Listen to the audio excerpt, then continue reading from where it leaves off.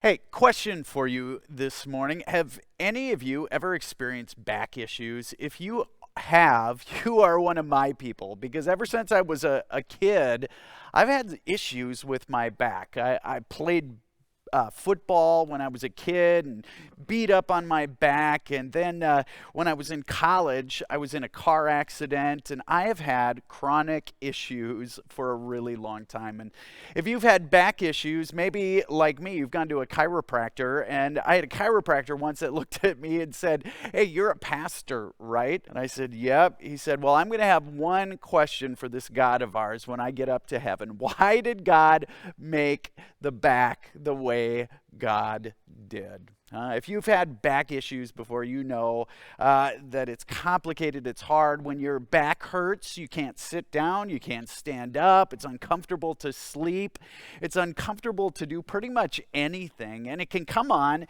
just like that. I remember it was Christmas Day.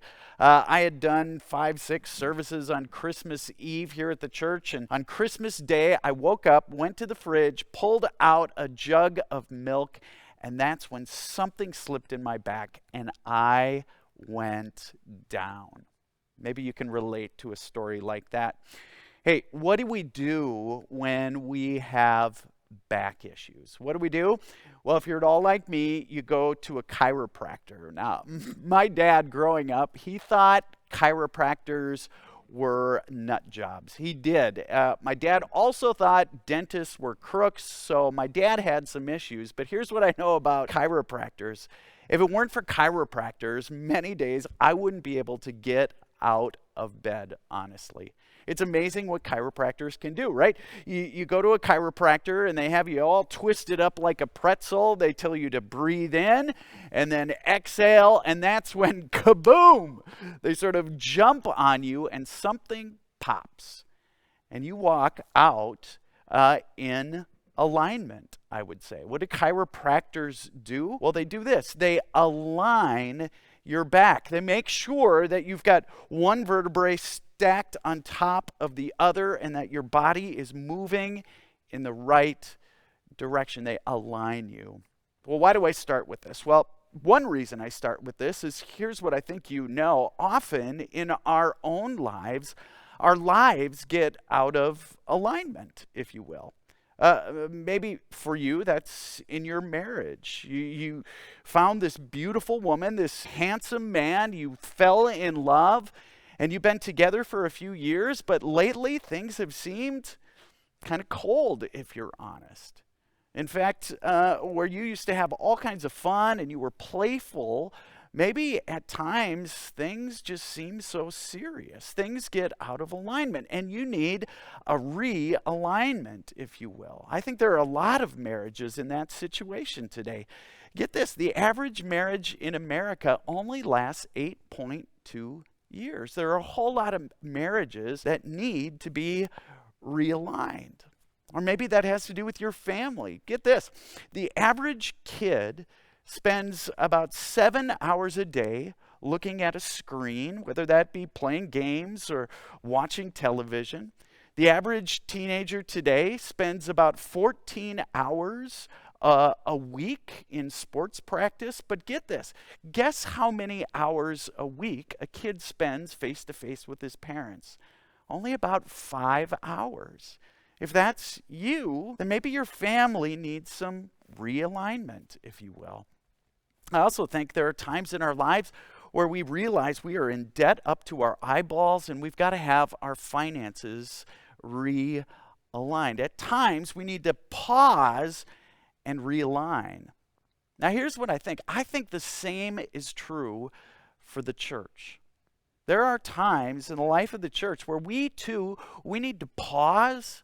We need to stop what we're doing and to realign as people. To ask questions like, what is God calling us to do? What's God calling us to be? Where are we going? And here's what I want to suggest today.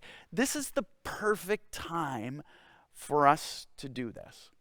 I don't need to tell you this, but over the last 2 years, a lot has happened in our world. Whether that be COVID, it be politics, it be all that's changed in our world over the last 2 years, it's a perfect time to pause because here's what's happened to all of us, each and every one of us. You see, all of us, we have changed.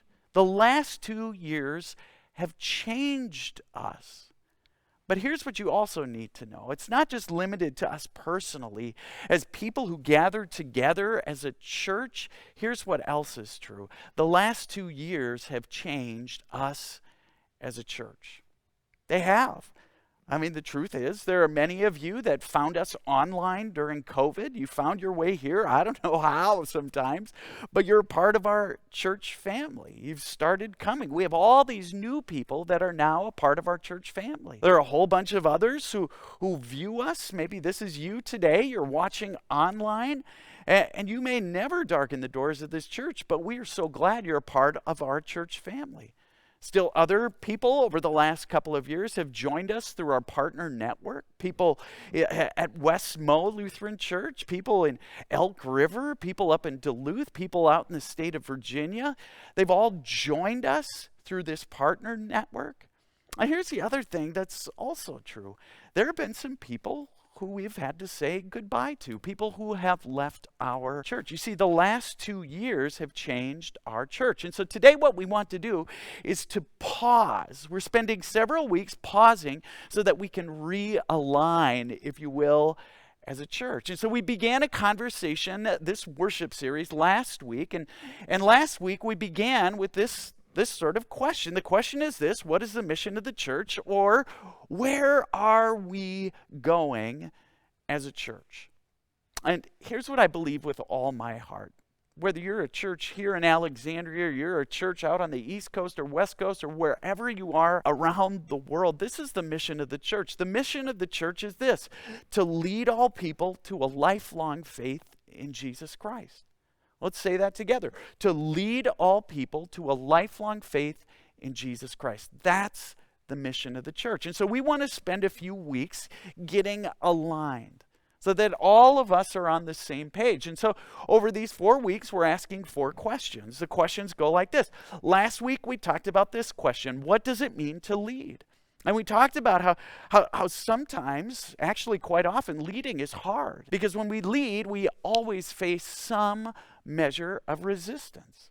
The other thing that makes leading hard is leading involves sacrifice. We give up some of our own preferences to lead other people. But here's the great thing about leading when it comes to the church. God promises that God will use us just the way we are. We talked about that last week. So if you missed it, go back, catch up. And today we're going to talk about the question number 2.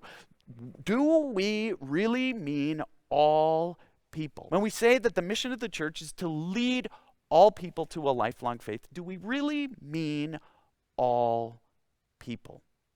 So here's what we want to explore. If we're going to lead all people to a lifelong faith in Jesus, do we really mean all people? To get into this, I want to talk to you about a story that you are probably familiar with, whether you've been around the church or not. It's a story that all of us are familiar with, and I'm afraid to tell you this, I just might ruin the story for you today. It's the story of Noah. And the story of Noah, I believe, and maybe this is a figment of my imagination, but I believe God was having a bad day on that story. I believe God got up on the wrong side of the bed when that story started. Because here's how the story begins.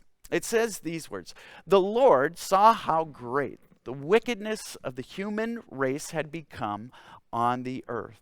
And that very inclination of the thoughts of the human heart was only evil all the time. The Lord regretted that he had made human beings on the earth, and his heart was deeply troubled." You see, that doesn't represent who maybe you as well, know God to be. So I got to believe God got up on the wrong side of the bed.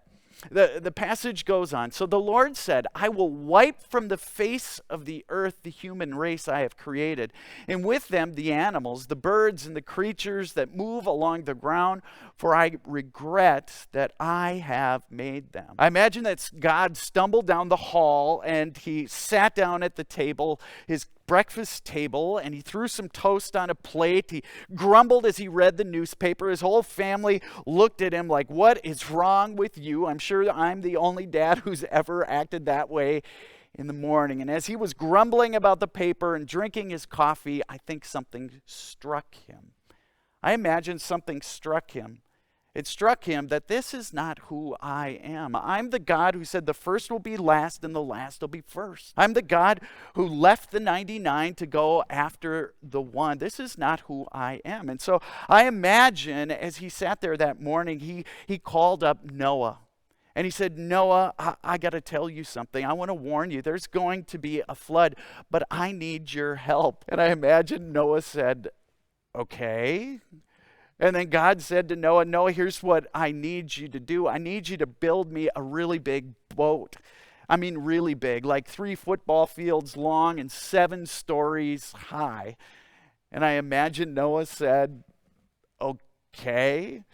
And then I imagine God went on to describe what God wanted Noah to do with this boat. "Once you've built this boat, here's what I want you to do." He said, "You are to bring into the ark 2 of all living creatures. I want you to find every one of the animals out there. Bring 2 of every living creature, male and female, to keep them alive with you. 2 of every kind of bird, of every kind of animal, and of every kind of creature that moves along the ground will come to you to be kept alive." You see, what God wanted Noah to do is to save this world. God said, "This isn't who I am. I'm not the destroying kind of person." And I imagine as Noah listened to this, he said, "Okay."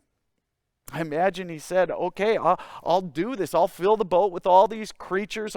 I'll throw all my family on there. I'll even bring my in-laws along." And that's when we read this. We read Noah did everything just as God commanded him. And that's why today In maybe your child's room, you have rainbows hanging in your room, or you give your kids the story of Noah. We love that story. Maybe you've got a blanket in your child's room that has all the animals in the ark on it. Because Noah is one of those characters that we look up to. He's sort of a hero of the faith. He's the kind of person we look to who did everything right. He was obedient to the very end. We look at Noah as a hero because Noah, in a sense, he said, okay. God said, I need some help from you. And Noah said, okay. God said, I need you to build me a boat. And Noah said, okay. God said, I need you to fill it with all these animals. And Noah said, okay. When God called, Noah said, okay. Noah did everything just as God had commanded him. And because of that, we look to him as a hero, if you will, of the faith. Now, here's the problem with this story. This is usually what you all learned. Maybe if you grew up in the church, you learned it in Sunday school. That's the story we know. But actually, the authors of the story, they don't actually stop there. I mean, think about this story for a little bit. Noah has spent all this time building this giant boat for God. He's then gone around the world, filled it with all these animals. The rains came, 40 days, 40 nights. They set sail, and there Noah is on the boat with all these animals, all their poop, if you will. He's there with his family. He's there with his kids. His in-laws are there. They're all there in the boat. And finally, this boat ride ends. I imagine it was not the Love Boat, people. And I imagine as he got off the boat, do you know what he wanted? The Bible says he actually wanted more than anything else a drink. He wanted a drink. Get this, here's what happens in the story. It says, the sons of Noah who came out of the ark, out of the boat, were Shem, Ham, and Japheth. But listen to this. Noah, a man of the soil, the first thing he does when he gets off that boat is he proceeds to plant a vineyard. And when he drank some of the wine, he became drunk. You see, this model of faith, this hero of the faith, isn't it interesting? The first thing he wants to do is to go have a drink after this long boat ride. It says he doesn't just have a drink. It says he's a drunk. Story gets worse, though, because listen to what happens. When he drank some of the wine, he became drunk, and he lay uncovered inside his tent. What's that mean? That's Bible for he got naked and ran around for a while, and then he passed out in his tent. And listen to what happens. Ham, his son, then saw his father naked and told his two brothers outside. I mean, if there's students watching today, imagine if you saw your father lying there, passed out, absolutely naked. You know what that would be like? That would be this. It would be awkward, huh? You see, the story just sort of gets worse and worse. The story gets even more awkward. But Shem and Japheth, they got a garment and they laid it across their shoulders. Then they walked in backwards. They didn't want to see their dad in this condition, and they covered their father's naked body. Their faces were turned the other way so that they would not see their father naked. It was awkward. But here's my question to you. Have you been there? I don't mean passed out naked, but have you been there? We all have, right? We've all done things we know we shouldn't have done, and yet we did them. We've said things that hurt people that we love. We've made mistakes, and we've made them again, and then we've made them again. We've had those moments where we've embarrassed ourselves. We've embarrassed our families. We've had those moments where we go, what was I thinking? And we might think as we hear this story and we hear the end of the story about Noah, we might be thinking, well, God was having a bad day at the beginning of this story. Maybe he just made a poor choice when he chose Noah. Maybe he just didn't have his wits about him. Maybe he just wasn't thinking. He was getting desperate when he chose Noah. But I just don't think that's the case. I think God was clear-headed because God clearly, he chose Noah just the way he was. And that's the thing that God seems to do again and again and again. God is always choosing the sorts of people to do things that we couldn't imagine. He's always choosing the sorts of people that we would never ever choose. I mean, think about it. God chose guys like John the Baptist. He was a weird man who wore camel's hair. He ran around eating bugs in the wilderness. God chose David, who was a murderer. He chose Samson, who was this arrogant womanizer. God chose Abraham, who was he's far too old to do anything, but God chose him anyway. I mean, the people God chooses again and again, they aren't the sorts of people that we would choose. I mean, it's interesting when the author of the book of Genesis records God asking Noah to fill that boat. Listen to how he describes the animals that he wants Noah to find. It goes like this: you are to bring into the ark 2 of what? Of all living creatures, male and female, to keep them alive with you. 2 of what? Every kind of bird. 2 of every kind of animal, and of every kind of creature that moves along the ground will come to you to be kept alive. You see, I wonder if in this story, as God points out who God wanted Noah to put on the boat, if God was sort of saying, hey, there's room in my boat for everyone, for all of them. There's room in my boat for Republican elephants and Democrat donkeys.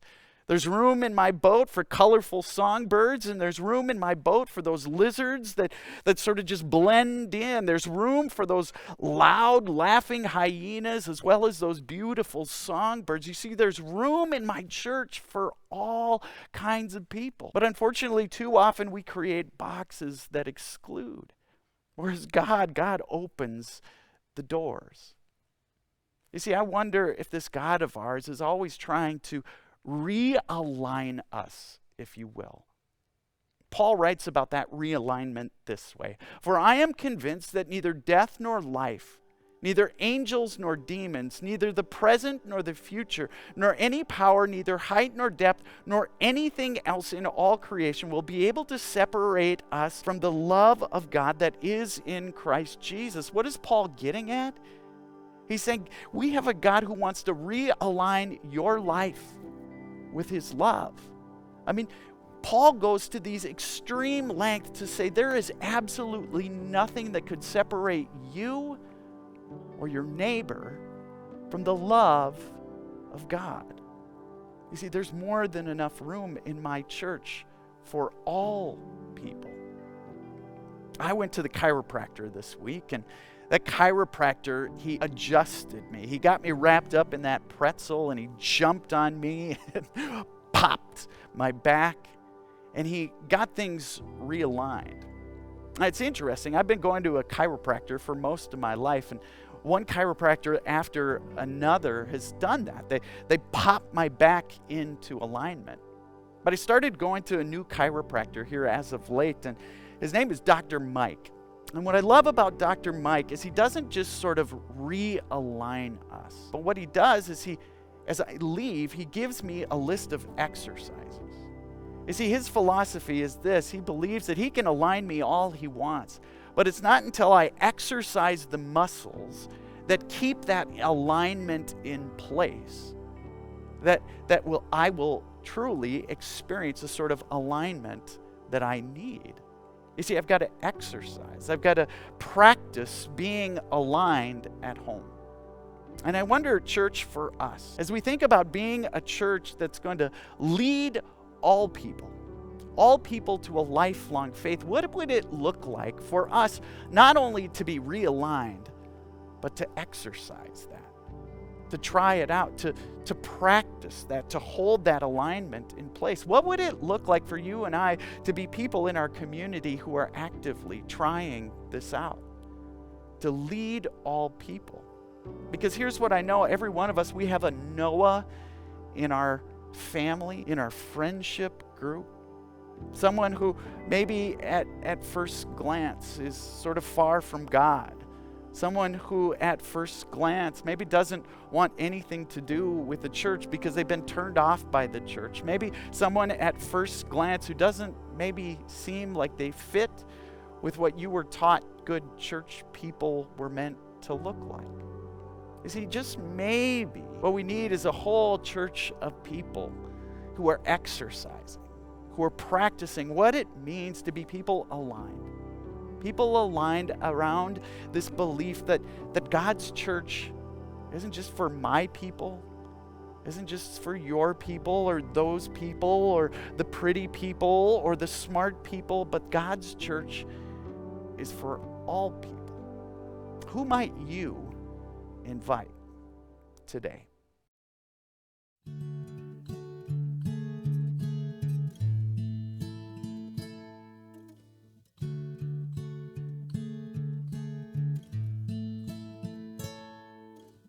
All this pain, I wonder if I'll ever find my way.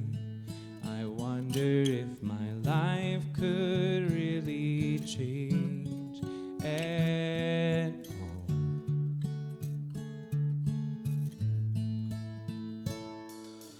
All this earth, could all that is lost ever be found?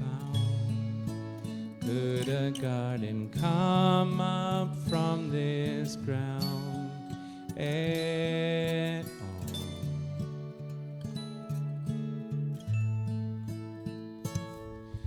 You make beautiful things. You make beautiful things out of dust. You make beautiful things. You make beautiful things out of us.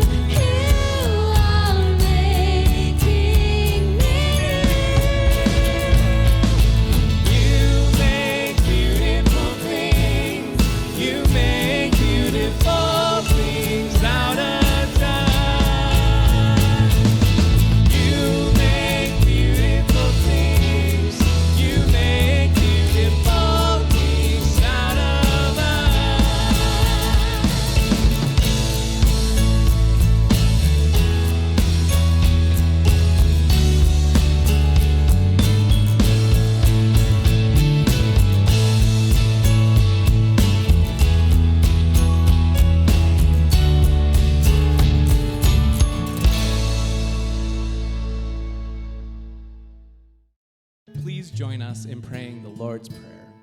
Our Father, who art in heaven, hallowed be thy name. Thy kingdom come, thy will be done, on earth as it is in heaven. Give us this day our daily bread, and forgive us our trespasses, as we forgive those who trespass against us. And lead us not into temptation, but deliver us from evil. For thine is the kingdom, and the power, and the glory forever and ever. Amen. Hey, everybody. Thanks so much for tuning in to worship today, especially if this is your first time with us. And as I said at the beginning, if this is your first time with us, I want to invite you to take a next step. Don't worry, it's a simple next step. I want to invite you to head out to our website, which is calvaryalec.org, and there, click on the button that says sign up for emails. Why would I ask you to do this? Well, each week on Fridays, we send out a note that shares all the things that are going on here at Calvary. We would love to share with you how you can get engaged and join us on the journey of faith. A couple of announcements about some things going on here at Calvary. We're in the season of Lent. And this season, as you know, we are talking about what it means to be the church. And so I want to invite you to join us on what we're calling a 28-day Acts Challenge. Every one of us, we want to read the Bible, but I think we don't necessarily know how to get into it. So we want to make it easy for you. You can head out to our website, calvaryalec.org, and there click on the button that says 28-Day Acts Challenge. And each day we will send you a devotion on a different chapter of the book of Acts. We're working our way from the very beginning to the very end. We'd love for you to join us on that. Secondly, if you have a youngster or maybe grandkids or some neighbor kids, we want you to save the date for Vacation Bible School. In fact, you can already register for our Vacation Bible School. Every summer, we welcome hundreds, over 300 kids to join us for Vacation Bible School here at Calvary, and we do it absolutely free. We don't charge anything. Everyone is welcome. If you're interested in helping out as a volunteer, we'd love to hear from you as well. Well, folks, again, thank you for being with us today. As we close our service, we're just going to pause for a moment to give thanks for all God has blessed us with in our lives.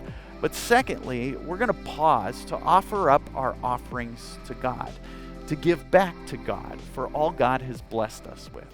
You can make your offerings in one of several ways. You can see them on the screen. The first is to head to our website, click the Give button, and there you can sign up for a one-time or a reoccurring gift. We'd love for you to consider that. The second way you can make your gift is simply, it's probably the easiest way, by using Venmo on your phone. The third way is to write a check and drop it in the mail to the address on the screen. Or finally, if you're not quite sure how to make your gift or you want to make a special gift this year, just give us a call in the church office. We'd love to connect with you. Folks, thanks so much for joining us. Thanks for being the church, a church that's on a mission to lead all people to a lifelong faith in Jesus Christ. Have a great one.